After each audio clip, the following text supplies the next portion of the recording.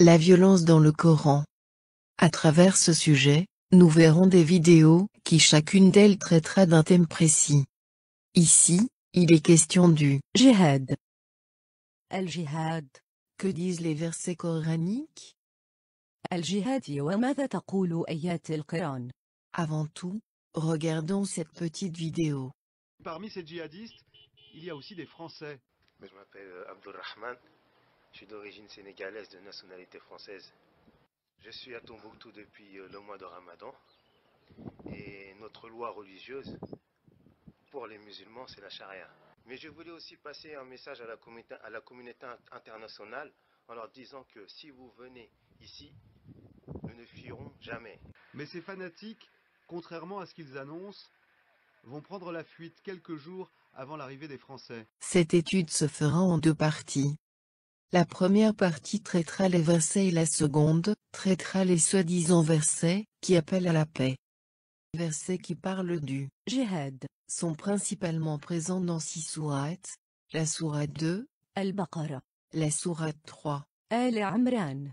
la sourate 4, النساء. la sourate 7, الأعراف. la sourate 8, الأنفال. la sourate 9. التوبة. Cette étude ne parle uniquement du Coran. Pour connaître les tafsirs, allez sur le site. أسرار الإسلام. Regardons le verset 216 de la sourate 2. البقرة. كتب عليكم القتال وهو كره لكم وعسى أن تكرهوا شيئا وهو خير لكم وعسى أن تحبوا شيئا وهو شر لكم والله يعلم وأنتم لا تعلمون. Traduction du verset. Le combat vous a été prescrit alors qu'il vous est désagréable. Or, il se peut que vous ayez de l'aversion pour une chose alors qu'elle vous est un bien. Et il se peut que vous aimiez une chose alors qu'elle vous est mauvaise. C'est Dieu qui sait, alors que vous ne savez pas. La première partie de ce verset est extrêmement explicite. كتب عليكم القتال. Le combat vous a été prescrit.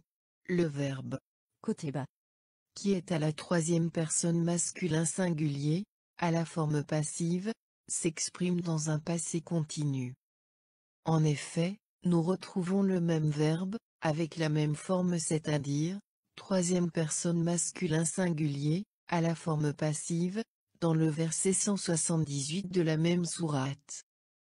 يا أيها الذين آمنوا كتب عليكم القصاص في القتلى. Traduction du verset. Ô les croyants!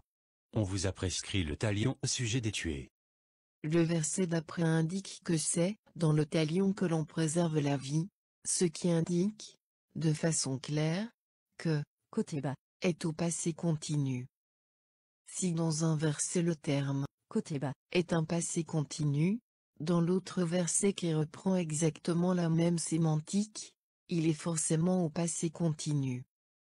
De ce fait, le combat est prescrit, de façon intemporelle, même si les musulmans ne veulent pas le faire.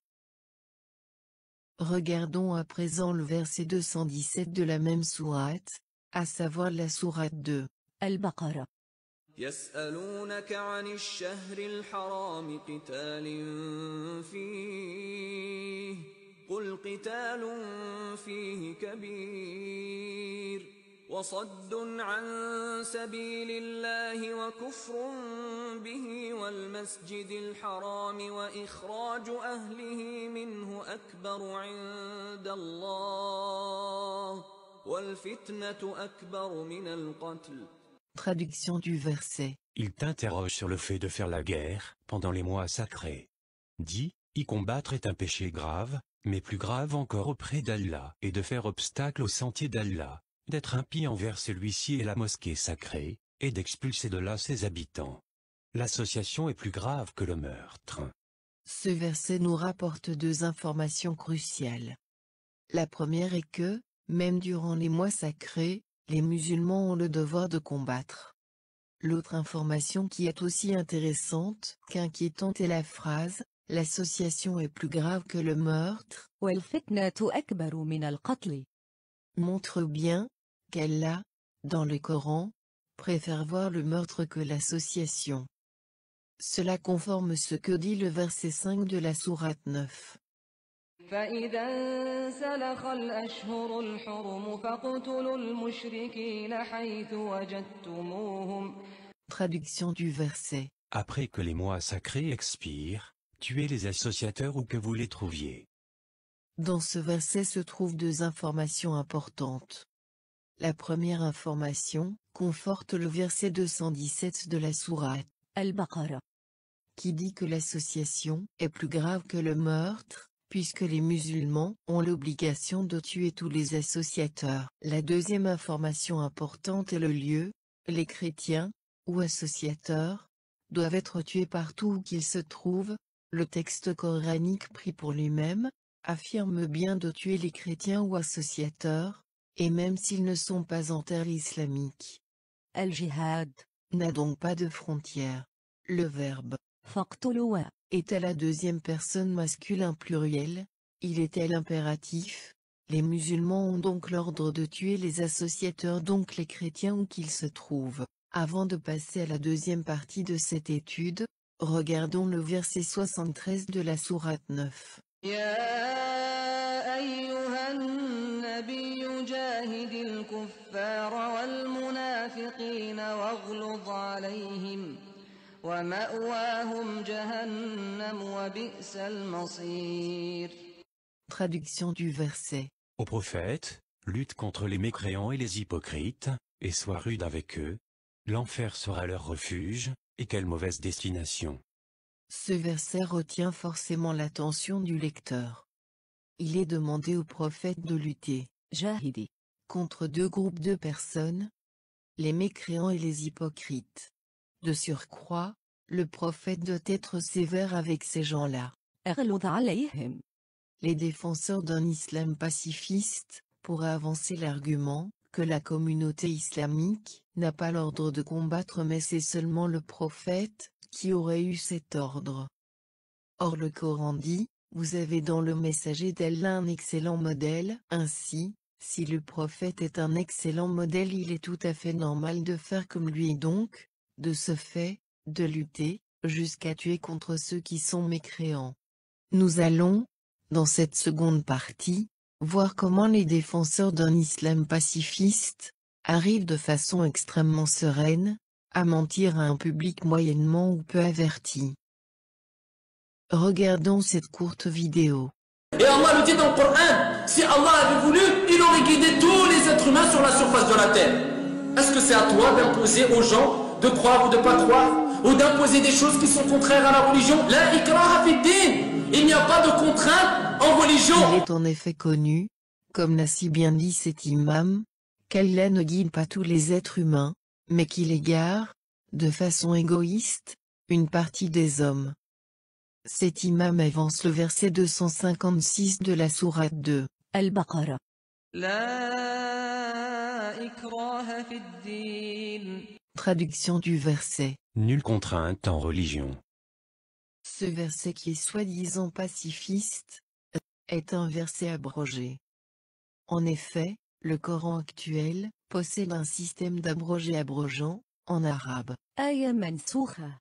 Voici les deux versets qui parlent de ce système. Sourate 2, البقرة. verset 106. Si nous abrogeons un verset quelconque, ou que nous le fassions oublier, nous en apportons un meilleur, ou un semblable. Ne sais-tu pas qu'Allah est omnipotent? Sourate 16, النحل. verset 101. Quand nous remplaçons un verset par un autre, et Allah sait mieux ce qu'il fait descendre, ils disent, tu n'es qu'un menteur. Mais la plupart d'entre eux ne savent pas.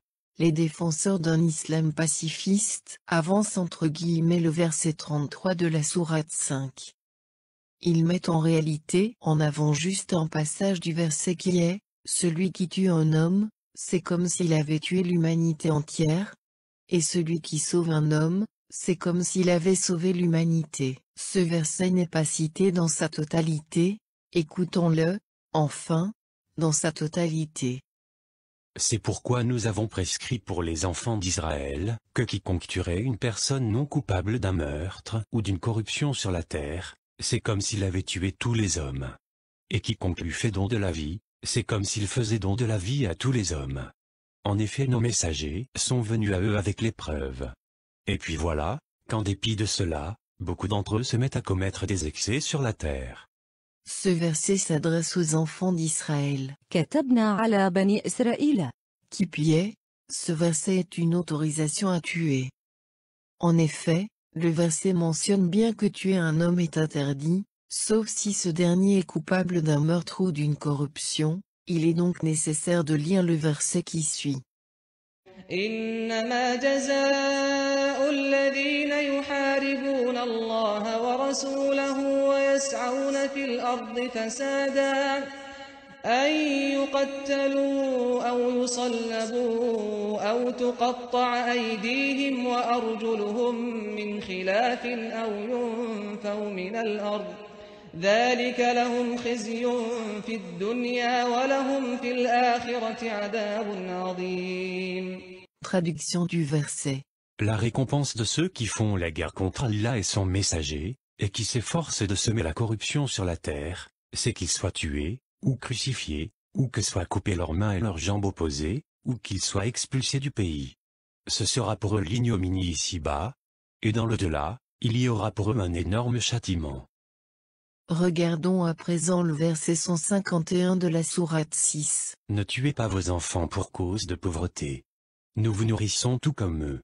N'approchez pas des turpitudes ouvertement, ou en cachette. Ne tuez qu'en toute justice la vie, qu'Allah a fait sacrée. Ce verset n'est rien d'autre qu'une autorisation à tuer. Le terme بالحق. fait référence à الشريعة. qui, comme nous l'avons vu depuis le début, oblige tous les musulmans à combattre les mécréants.